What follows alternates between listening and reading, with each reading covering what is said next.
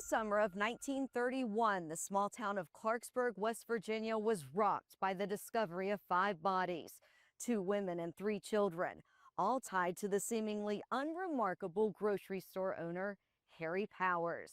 As the search for answers unfolded, a national frenzy erupted, culminating in a trial held in an opera house that captured the attention of the entire country.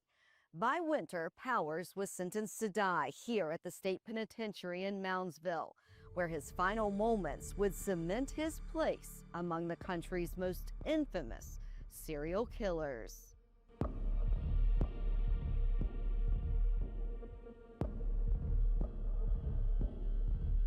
To have planned that out the way that he did and go through all of that, that couldn't have been your first time of doing something like that.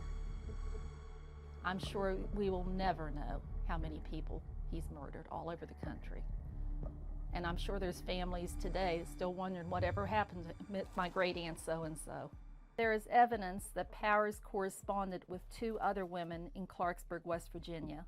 Town historian Martha Jett has had Harry Powers stories handed down to her for as long as she can remember. First of all, how brazen he was to have lived right here in town and had this all going on and hired local people to dig the ditches and build the garage and all of this, and his wife, you know, not know anything about that. And those 5 weren't the only ones that were ever murdered or killed. I'm sure there's countless others that we'll never know about.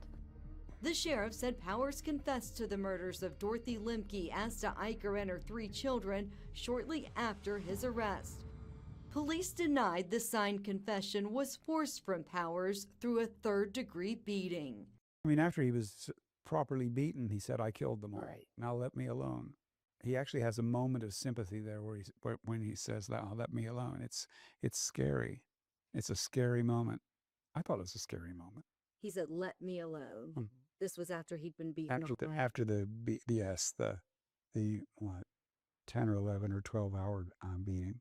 Love letters found in his trunk pointed to more would-be victims he intended to rob and murder. He was later connected to other mysterious disappearances, a woman from Illinois and a man who worked with him during his time as a door-to-door vacuum salesman in Clarksburg. What a perfect way to get into a woman's house, you know, come in and I'm selling you a vacuum cleaner and then get to know them. But it's what he'd tell the prison warden in the hours before his execution that's led historians and researchers to believe the true number of people who died at his hands died with him. They're 90% sure that he killed more people than that. He arrived here in the penitentiary in December 1931. Moundsville historian C.J. Plogger knows the stories behind the prison walls more than anyone. Harry Powers would have ridden in the back of a wagon into the north wagon gate. We don't have any idea of how many he actually killed, but it could be as many as 55. It was here where Powers penned his final words, titling it "True Facts of My Life." He wrote hundreds of pages proclaiming his innocence. This is where he penned his opus of 25,000 words, 230 pages on how innocent he was. This is where he still claimed that he was innocent. The officer said he did a lot of reading, but really spent all the time to himself. And then just a few days before he's executed on March 18th, then he's taken out to the death house. Execution day for Powers unfolded in a frenzy of hysteria, mirroring the chaos that had surrounded his arrest and trial.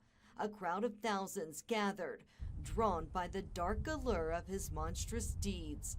But inside, only a handful of people were allowed. You had to write the warden a letter and ask the warden if you could attend the execution. The warden would then give you basically a ticket. He had no final words for the crowd that came to watch him die the same way he killed most of his victims. Just a haunting admission. Warden Scroggins came in right before Harry Powers was going to be executed. He says, "Harry," he said, please tell me, did you kill any more? What's going on?"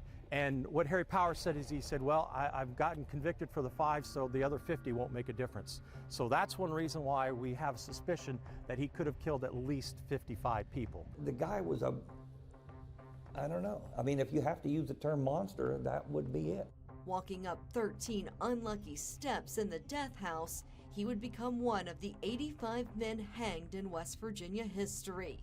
Attendants stationed at 3 buttons pushed them, springing the trap that no one knows who released.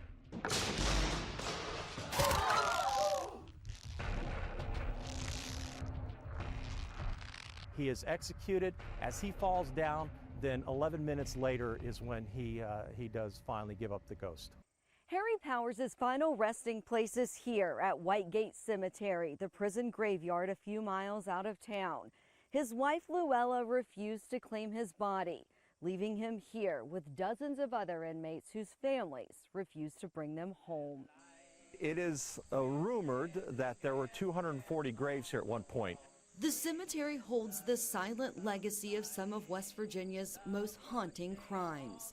33 years after Harry Powers was buried here, the state abolished the death penalty. He now remains where history left him, among the condemned and claimed by no one.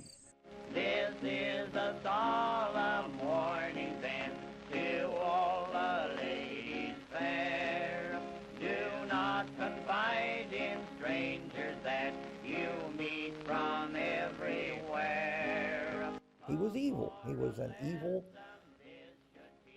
not too bright individual who got away with far more than he ever should have. The story is cruel and awful and yet sometimes fascinating. I don't think the story will ever die from this area. It'll always be known as the murder farm. That's just what it's always been.